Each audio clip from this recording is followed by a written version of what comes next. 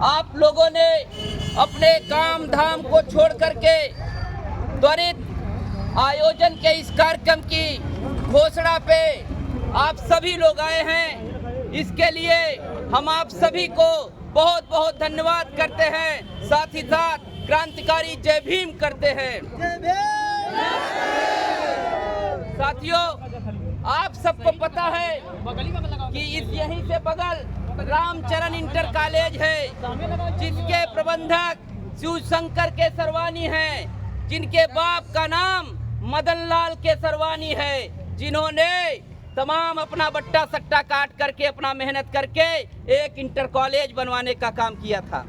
उस inter college में इस क्षेत्र के समस्त जाति समाज के लोगों के बच्चे रहते हैं। जहाँ पे बच्चे का भविष्य बनता है, वहाँ पे आप समझिए कि एक जातिवादी मानसिकता का प्रबंधक 26 जनवरी गणतंत्र दिवस के पावन पर्व पे वहाँ पे उपस्थित तमाम हजारों बच्चों के सामने,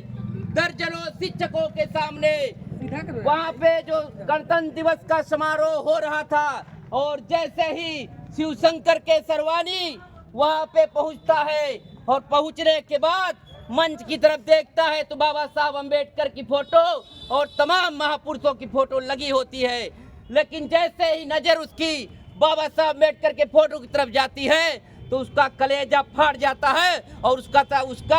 जातिवादी जहर सामने आके भड़क उठता है और वो बाबा साहब के ऊपर आपत्तिजनक टिप्पणी करता है, जातिवादी टिप्पणी करता है और कहता है कि बाबा साहब की फोटो को वहां से हटा दो। जब लोगों ने नहीं हटाया